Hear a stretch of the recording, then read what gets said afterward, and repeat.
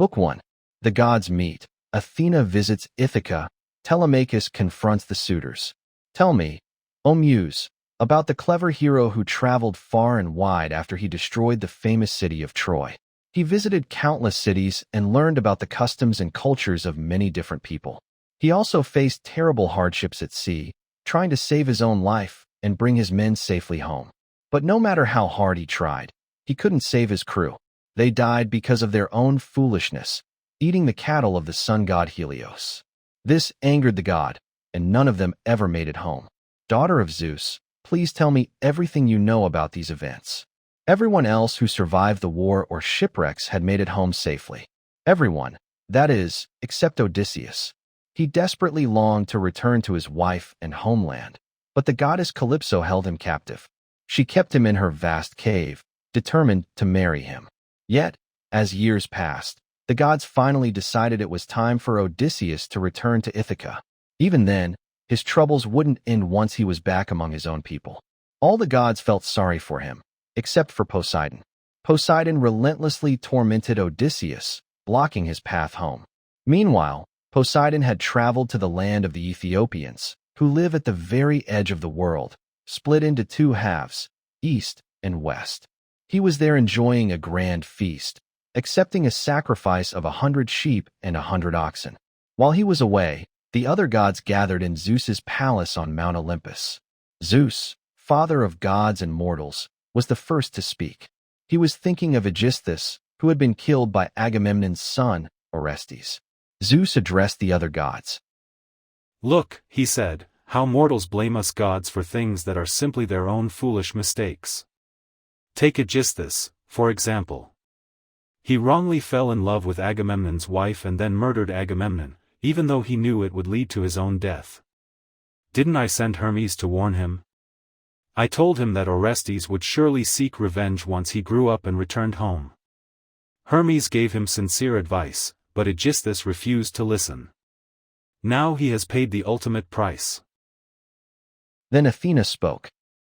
Father, son of Cronus, king of kings, she exclaimed. Aegisthus got what he deserved, and so would anyone else who acts like him. But Aegisthus isn't the issue right now. My heart aches for Odysseus. It breaks my heart to think of poor Odysseus suffering alone on that remote, forest-covered island in the middle of the sea, so far from all his friends. A goddess lives there, the daughter of the powerful magician Atlas, who guards the ocean depths and holds up the mighty pillars that separate heaven and earth. This daughter of Atlas has captured the unhappy Odysseus, and she constantly tries to charm him with sweet words, hoping he'll forget his home. Odysseus is weary of life, dreaming only of the day he can see the smoke rising from his own chimneys again. Yet, Father, you ignore all of this. Didn't Odysseus honor you with countless burnt sacrifices when he fought in the Trojan War? Why are you still so angry with him? Zeus replied. My dear daughter, what are you saying? How could I ever forget Odysseus? There's no man on earth more capable than he, nor one more generous with his offerings to us, the immortal gods of the sky. But remember this, Poseidon is still absolutely furious with Odysseus for blinding Polyphemus, the king of the Cyclopes. Polyphemus is Poseidon's son, born to the nymph Thoosa, daughter of the sea king Phorcys. So, while Poseidon won't kill Odysseus outright, he torments him by stopping him from reaching home. Still, let's put our heads together and figure out a way for him to return. If we all agree, Poseidon won't be able to stand against us, and he'll eventually calm down. Then Athena said, Father, son of Cronus, king of kings. If the gods have truly decided that Odysseus should return home, then we must first send Hermes to Ogygia Island. He will tell Calypso our decision and order her to release Odysseus. In the meantime, I will go to Ithaca. I'll inspire Odysseus's son, Telemachus, and give him courage. I'll encourage him to call an assembly of the Achaeans and boldly confront the suitors who are devouring his sheep and oxen while trying to marry his mother, Penelope. I will also guide him to Sparta and Pylos, so he can search for any news about his beloved father's return. This will surely earn him respect and praise from the people. With these words, Athena fastened on her gleaming golden sandals. These sandals were indestructible, carrying her like the wind over land and sea. She gripped her formidable bronze spear, a sturdy and powerful weapon she used to subdue heroes who defied her will. Athena shot down from the highest peaks of Mount Olympus and instantly arrived in Ithaca. She stood at the gateway of Odysseus's house, disguised as a visitor named Mentes, chief of the Taphians, with the bronze spear in her hand. There, she saw the arrogant suitors. They were lounging on the hides of oxen they had slaughtered and eaten, playing a game similar to checkers right in front of the house. Servants and pages bustled around, waiting on them. Some mixed wine and water in large bowls. Others wiped down tables with wet sponges and reset them, while still others carved huge portions of meat. Telemachus saw her before anyone else. He was sitting sadly among the suitors, dreaming of his brave father. He imagined his father returning, honored as before, and kicking these men out of the house. Lost in thought, he spotted Athena. Annoyed that a stranger was waiting, he hurried to the gate. He took her right hand and asked for her spear. Telemachus said, "Welcome to our home.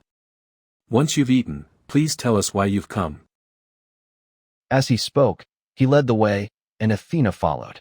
Inside, he took her spear and placed it in a spear stand next to a sturdy pillar, among his unlucky father's many other spears.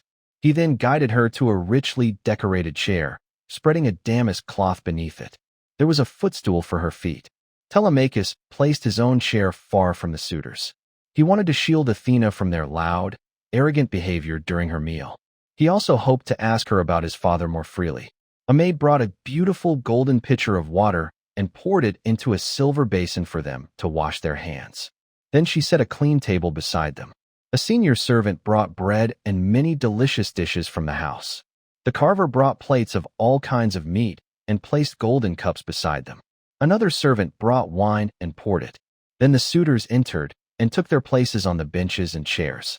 Immediately, servants poured water over their hands, and maids circulated with baskets of bread. Pages filled the mixing bowls with wine and water, and the suitors began to eat the delicious food before them.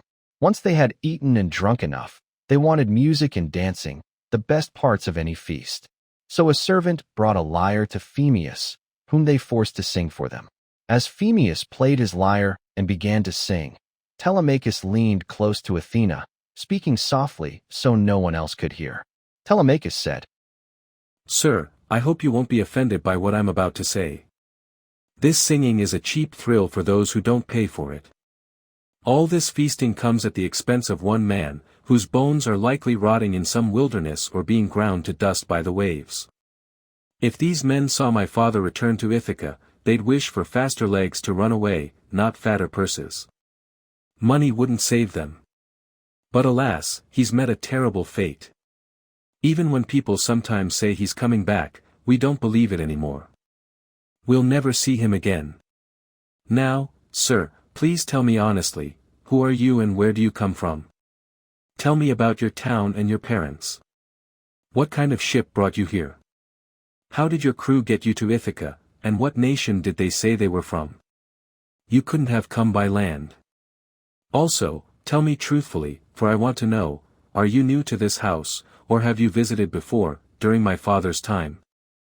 In the old days, we had many visitors because my father traveled a lot himself." Athena replied, "I will tell you everything, truthfully and in detail.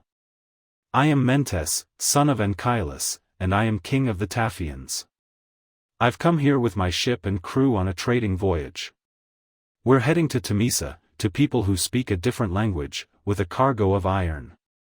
I'll be bringing back copper. My ship is anchored over there, beyond the countryside, away from town, in Rhythron harbor, beneath Mount Neritum. Our fathers were friends long ago, as old Laertes will tell you if you go and ask him. People say, though, that he never comes to town anymore. He lives alone in the countryside, living a hard life, with an old woman to look after him and prepare his dinner when he returns tired from his vineyard. I came because I heard your father was home again, but it seems the gods are still holding him back. He's not dead, nor is he on the mainland. It's more likely he's on some remote island in the middle of the ocean, or held captive by savages against his will. I'm no prophet, and I know little about omens, but I speak as a message from the gods comes to me. He won't be away much longer. He is so clever and resourceful that even if he were bound in iron chains, he would find a way to get home again. But tell me, and tell me true, can Odysseus really have such a fine-looking son? You are wonderfully like him around the head and eyes. We were close friends before he sailed for Troy, where the best of all the Achaeans also went. Since then, neither of us has seen the other. Telemachus answered. My mother tells me I am Odysseus's son, but they say it's a wise child who truly knows their own father.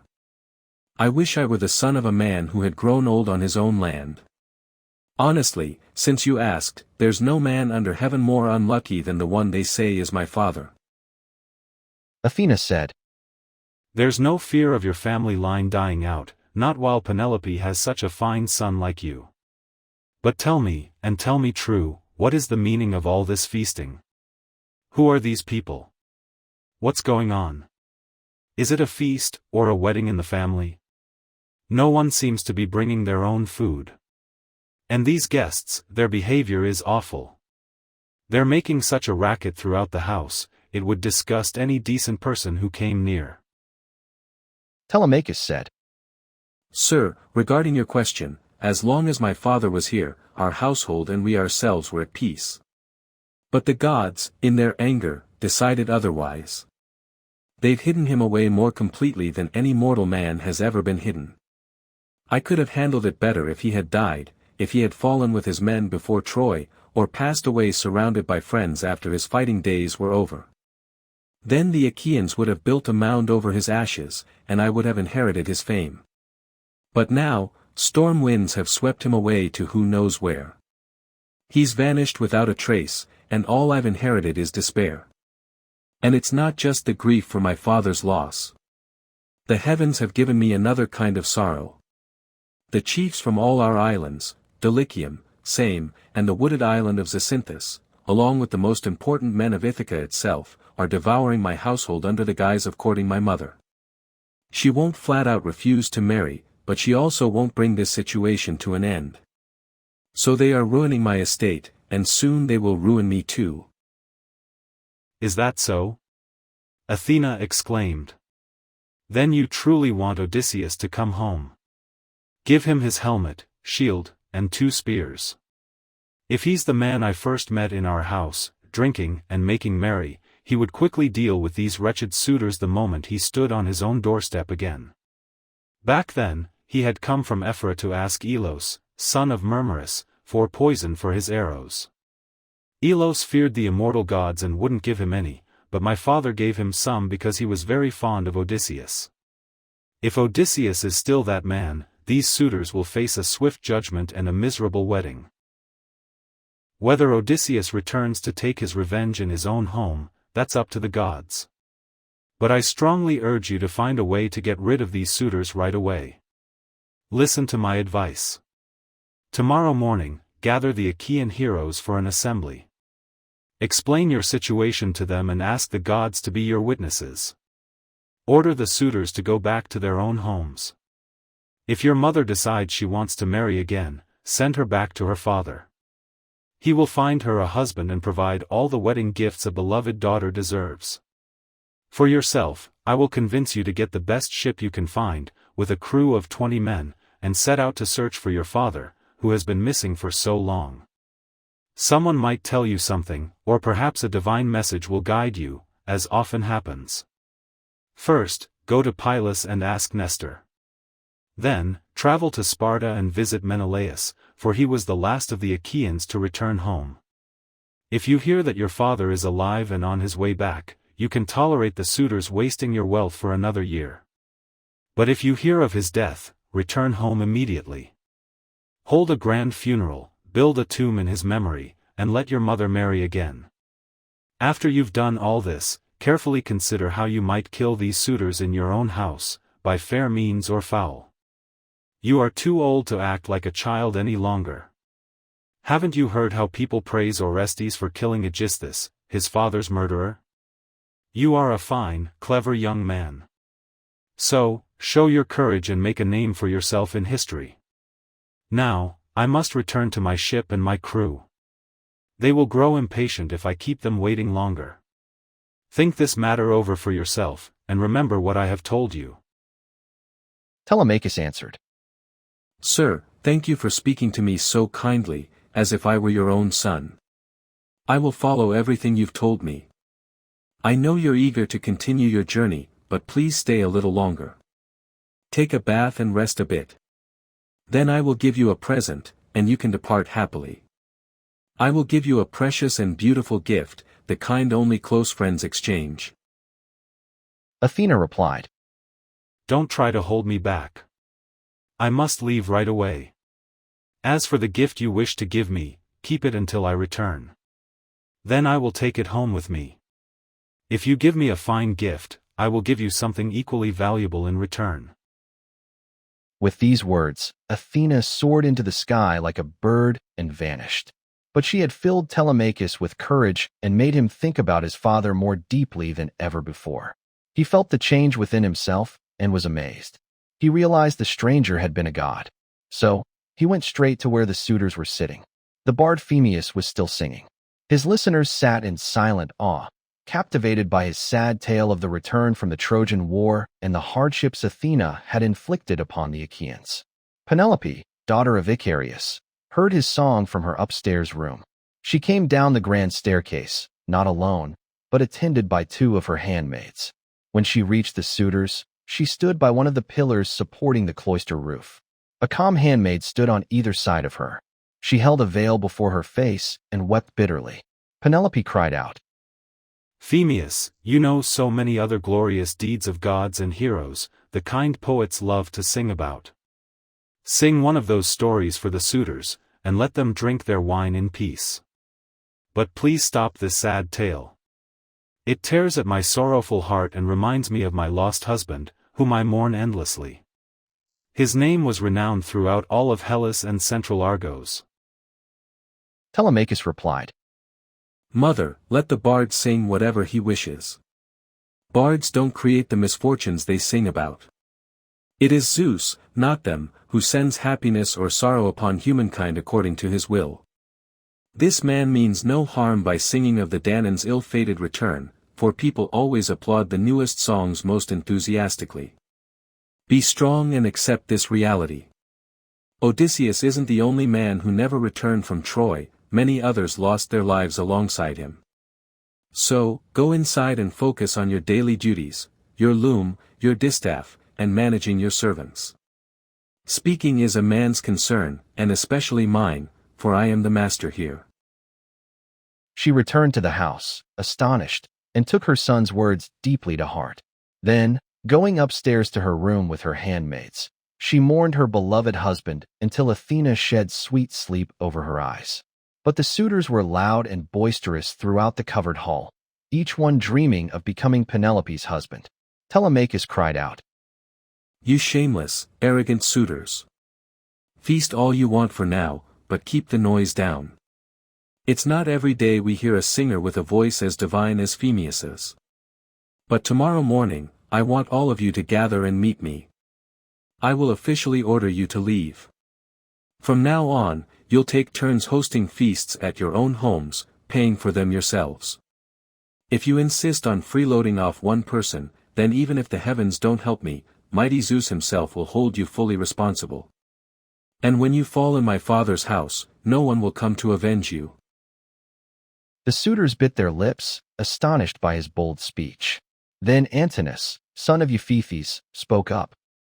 "It seems the gods have taught you how to bluster and exaggerate, young man. I pray that Zeus never allows you to become the ruler of Ithaca, as your father was." Telemachus replied, "Antinous, don't scold me. If it's the will of the gods, then I will indeed become a ruler. Is that truly the worst fate you can imagine for me? Being a ruler isn't a bad thing at all, it brings both wealth and honor. But now that Odysseus is gone, Ithaca has many great men, both old and young, and any one of them might take the lead. Still, I will be the master of my own house, and I will rule over everything Odysseus won for me." Then Eurymachus, son of Polybus, replied, "It's up to the heavens to decide who among us will be ruler. But you, young man, will certainly be the master of your own house and your possessions. As long as there's a single man in Ithaca, no one will lay a hand on you or steal what is yours. Now, tell me, I'm curious about this stranger. What country does he hail from? What family does he belong to, and where is his estate? Did he bring news of your father's return, or was he here on his own business? He seemed like a man of means, but he vanished so suddenly before we could truly get to know him." "My father is dead and gone," Telemachus answered. "I no longer put any faith in rumors, no matter what I hear. My mother does sometimes call for a soothsayer and question him, but I pay no mind to his predictions. As for the stranger, he was Mentes, son of Anchialus, chief of the Taphians, an old friend of my father's." But deep in his heart, Telemachus knew it had been the goddess Athena. The suitors went back to their singing and dancing, carrying on until evening. But when night finally fell, and their merrymaking came to an end, they each returned to their own homes to sleep. Telemachus's room was high up in a tower, overlooking the outer courtyard. He made his way there, lost in deep thought. The kind old woman, Euryclea, walked ahead of him, carrying 2 blazing torches. She was the daughter of Ops, son of Pisenor. Laertes had bought her with his own money when she was just a young girl, paying the worth of 20 oxen for her. He treated her with as much respect in his household as he did his own wife, though he never took her to his bed, fearing his wife's resentment. Now, she guided Telemachus to his room. She loved him more than any other woman in the house, for she had nursed him since he was a baby. He opened his bedroom door and sat down on the bed. As he took off his shirt, he handed it to the kind old woman. She neatly folded it and hung it on a peg beside his bed. Then she went out, closing the door with a silver latch and securing the bolt with a leather strap. But Telemachus, covered by his woolen blanket, lay awake all night, his mind buzzing with thoughts of his planned voyage and the wise counsel Athena had given him. Book 2. The Assembly of Ithaca's People. Speeches by Telemachus and the Suitors. Telemachus prepares to sail to Pylos with Athena, disguised as Mentor. As rosy-fingered dawn appeared, Telemachus woke up and got dressed. He tied sandals onto his feet and fastened his sword to his shoulder. He left his room, looking as majestic as an immortal god. He immediately sent heralds to call the people to an assembly. The heralds called, and everyone gathered. Once everyone was there, Telemachus headed to the assembly, spear in hand. He wasn't alone. His 2 hunting dogs walked beside him. Athena gave him such a divine grace that everyone who saw him was amazed. When he took his father's seat, even the oldest council members made way for him. Egyptius, a man bent with age but full of wisdom, was the first to speak. His son, Antiphus, had gone with Odysseus to Troy, the land of fine horses. But when they were trapped in the Cyclops cave, the cruel monster killed Antiphus and made him his last meal. Egyptius still had 3 sons. 2 of them worked on their father's land, and the third, Eurynomus, was one of the suitors. Despite this, Egyptius couldn't get over the loss of Antiphus. He was still weeping for him as he began his speech. He began, "People of Ithaca, listen to my words. Since Odysseus left us, our council hasn't met once. Who, young or old, felt it so important to call us together now? Has someone heard news of an enemy army approaching and wants to warn us? Or is there some other important public matter to discuss? I'm sure it's a good person, and I pray Zeus grants them their heart's desire." Telemachus took this speech as a good sign. He had so much to say that he felt like he would burst, so he stood up at once. He stood in the middle of the assembly, and the good herald Pisenor handed him his staff. Then, he turned to Egyptius and spoke. "Sir, you'll soon learn that I'm the one who called this meeting, because I am suffering the most. I haven't heard news of an enemy army, and I'm not here to warn you about public matters. My pain is purely personal, caused by 2 great misfortunes that have struck my house. First, there's the loss of my excellent father. He was the best among all of you here, like a father to each one of you. Second, and far more serious, is something that will soon completely ruin my estate. The sons of all your leading men are constantly pestering my mother to marry them, even though she doesn't want to.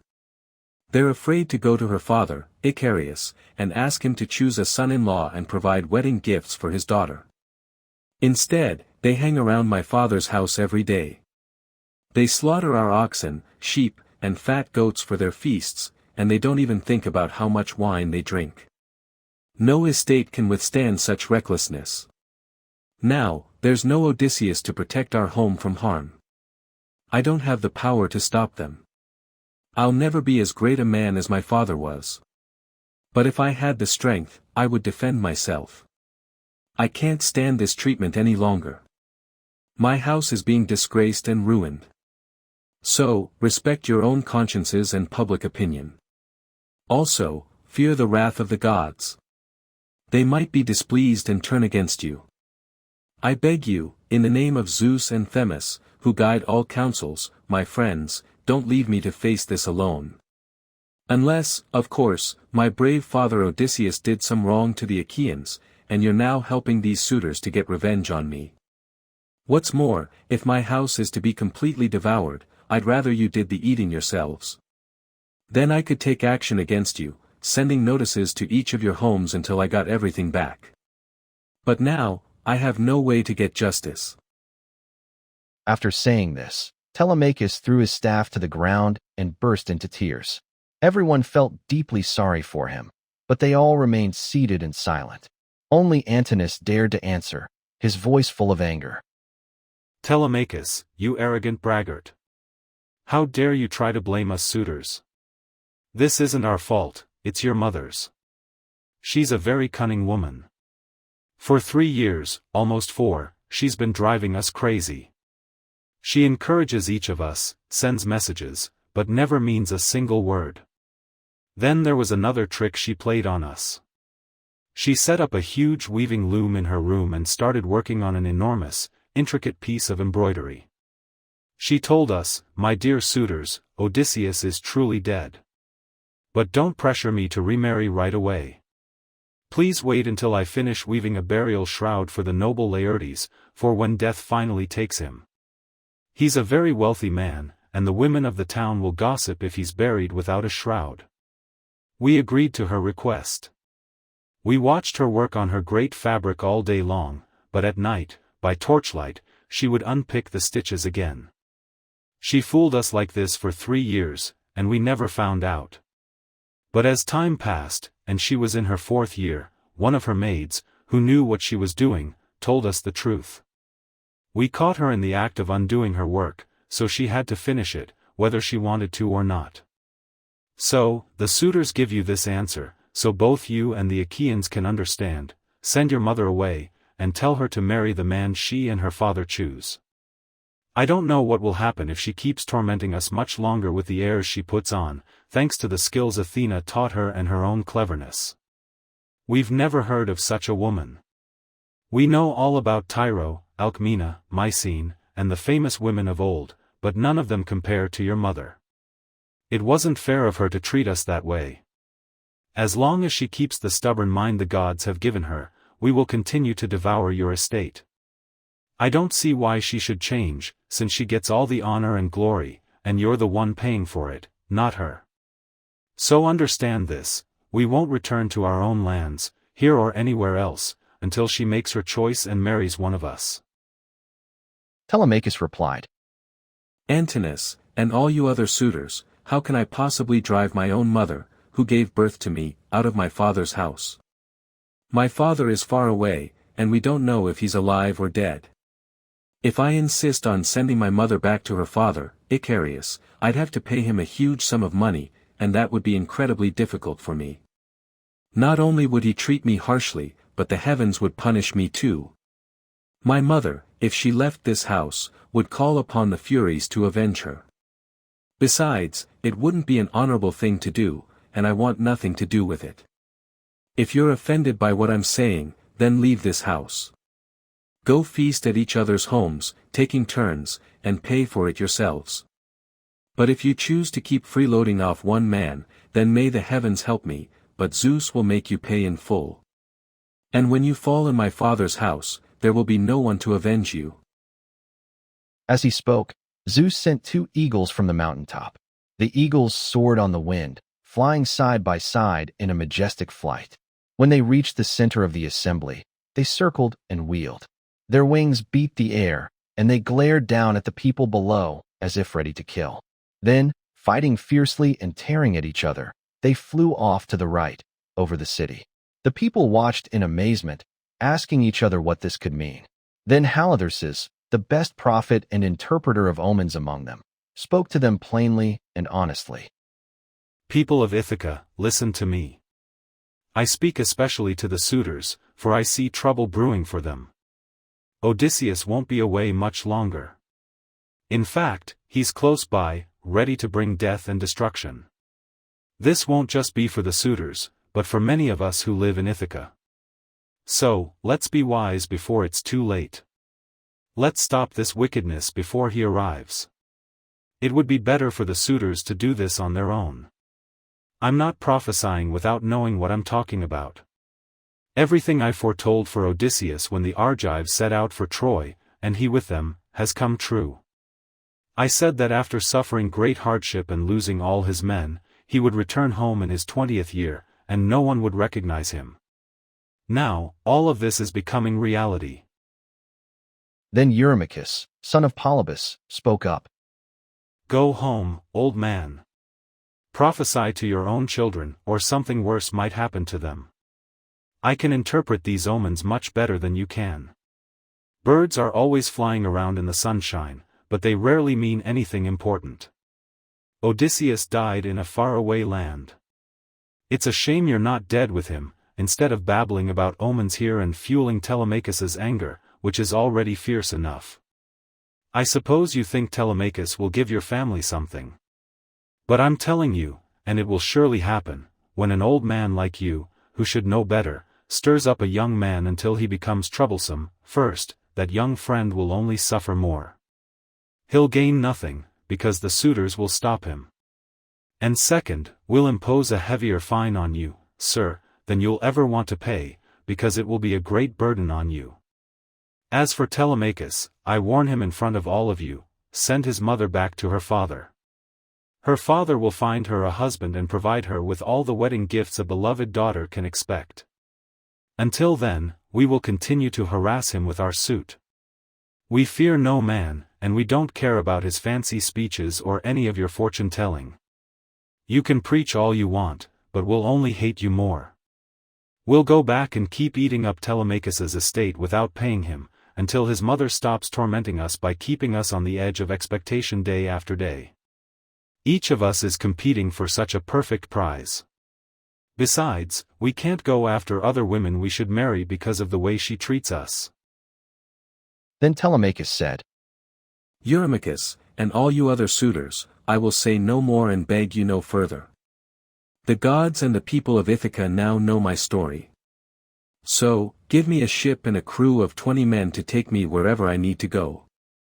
I will travel to Sparta and Pylos, searching for my father, who has been missing for so long. Perhaps someone there can tell me something, or maybe a message from the heavens will guide me, as people often hear news in such ways. If I hear that he is alive and on his way home, I will endure the waste you suitors cause for another 12 months. If, however, I hear of his death, I will return at once. I will hold his funeral rites with all due ceremony, build a monument to his memory, and then arrange for my mother to remarry." With these words, he sat down. Then Mentor, a trusted friend of Odysseus who had been left in charge of everything and had full authority over the servants, rose to speak. He addressed them plainly and honestly. "People of Ithaca, listen to me. I hope you never again have a kind and good ruler, or one who governs fairly. I hope all your future leaders are cruel and unjust. Why? Because not one of you has remembered Odysseus, who ruled you as if he were your own father. I'm not even half as angry with the suitors. They act with wickedness in their hearts, betting that Odysseus won't return, so they feel free to take over and devour his estate. But as for the rest of you, I am shocked.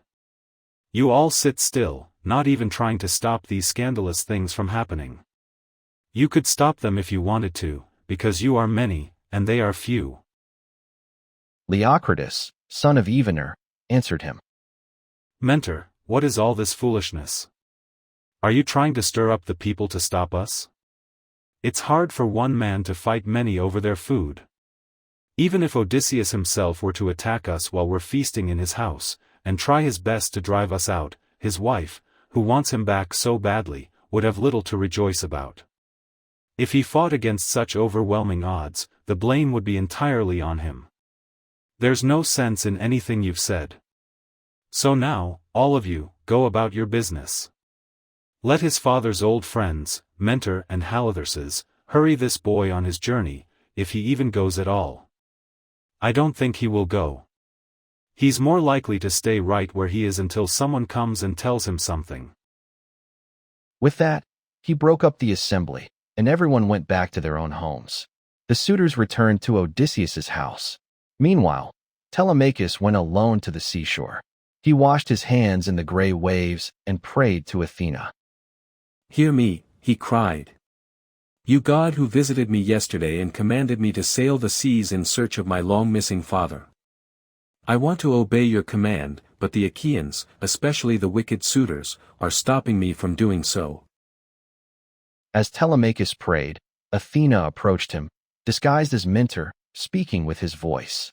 Athena said, If you have your father's spirit, Telemachus, you won't be foolish or cowardly from now on. Odysseus never broke a promise or left a task unfinished. So, if you're truly like him, your journey won't be in vain. But if the blood of Odysseus and Penelope doesn't run in your veins, I don't see how you can succeed. Sons rarely turn out better than their fathers. Most are worse, and few ever improve. Still, since you won't be foolish or cowardly from now on, and you've inherited at least some of your father's wise judgment, I have hope for your mission. But remember this, never associate with those foolish suitors. They have no sense or virtue, and they don't think about the death and destruction that will soon fall upon every single one of them. They will all die on the same day. Your voyage won't be delayed for long. Your father was an old friend of mine, so I will find you a ship and go with you myself. Now, go home and mingle with the suitors.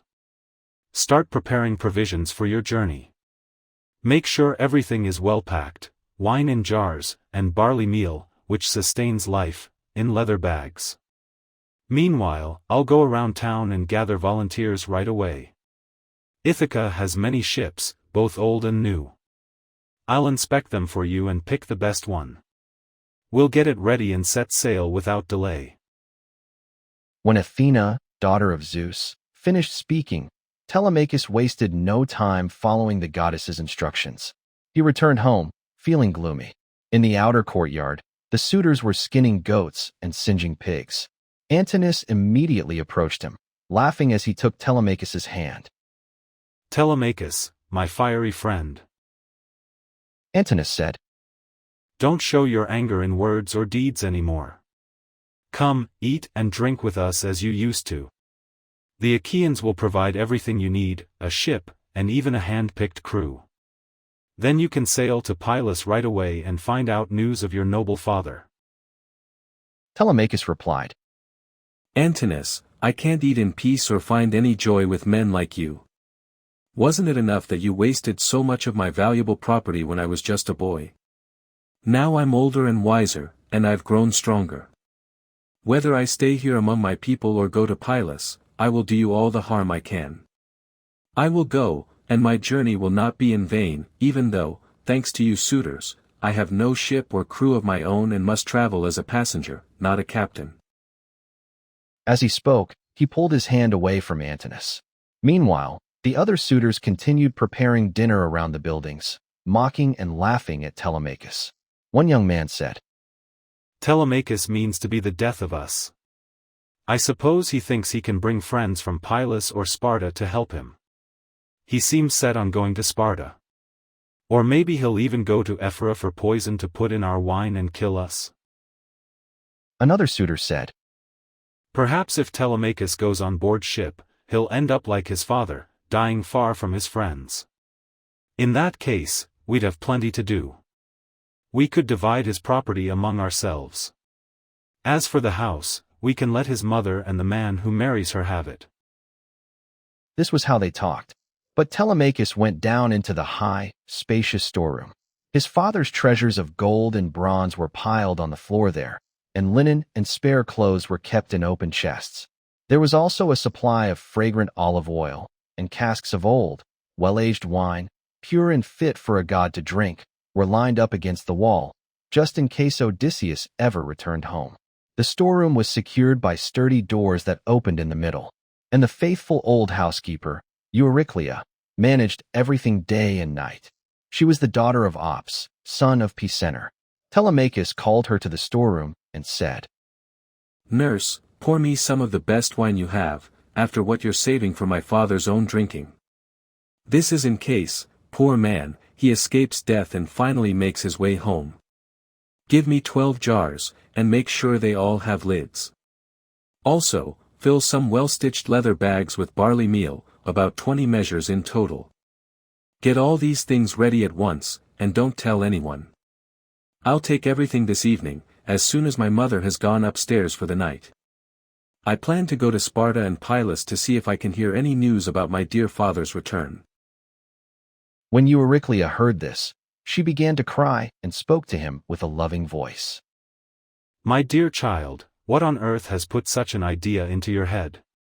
Where in the world do you intend to go? You are the only hope of this house. Your poor father is dead and gone in some distant, unknown land. The moment your back is turned, these wicked men here will plot to get rid of you and divide all your possessions among themselves. Stay here among your own people. Don't risk your life wandering across the barren ocean." Telemachus answered, "Don't worry, nurse. My plan has the gods' approval. But swear to me that you won't tell my mother about any of this until I've been gone for about 10 or 12 days, unless, of course, she hears I'm gone and asks you herself. I don't want her to ruin her beauty by crying." The old woman solemnly swore she wouldn't. Once her oath was complete, she began pouring wine into jars and putting barley meal into the bags. Meanwhile, Telemachus returned to the suitors. Then Athena turned her thoughts to another matter. She disguised herself as Mentor and went around town, telling each crew member to meet at the ship by sundown. She also went to Nomon, son of Phronius, and asked him to lend her a ship. Nomon was happy to agree. When the sun set and darkness covered the land, Athena launched the ship and loaded all the necessary equipment onto it. She then anchored it at the end of the harbor. Soon, the crew arrived, and the goddess offered words of encouragement to each of them. Next, Athena went to Odysseus's house and cast a deep slumber over the suitors. She made their drinks muddle their minds and caused them to drop their cups. So instead of lingering over their wine, they returned to town, their eyes heavy and full of drowsiness, and fell asleep. Then Athena, in the form and voice of Mentor, called Telemachus to come outside. Athena said, "Telemachus, the men are on board, oars in hand, waiting for your orders. Hurry, let's go." Athena led the way, and Telemachus followed close behind her. When they reached the ship, the crew was waiting by the water's edge. Telemachus said, "All right, my men, help me get the supplies on board. They're all gathered in the cloister. My mother knows nothing about this, and neither do any of the maidservants, except for one." After saying this, Telemachus led the way, and the others followed. Once they had brought the supplies as he instructed, Telemachus boarded the ship. Athena went first, taking her seat in the stern, and Telemachus sat beside her. Then the crew untied the ropes and took their places on the benches. Athena sent them a fair wind from the west. The wind whistled over the deep blue waves. Telemachus told the crew to grab the ropes and hoist the sail, and they did as he commanded. They set the mast into its socket in the cross plank, raised it, and secured it tightly with the forestays. Then, with ropes made of twisted ox hide, they hoisted the white sails high. As the sails swelled with the wind, the ship flew across the deep blue water, and foam hissed against her bow with every surge forward. They secured everything on board, filled the mixing bowls to the brim, and poured out drink offerings to the immortal gods. They offered special thanks to Athena, the gray-eyed daughter of Zeus. And so, the ship sailed on through the dark hours of the night, until dawn broke.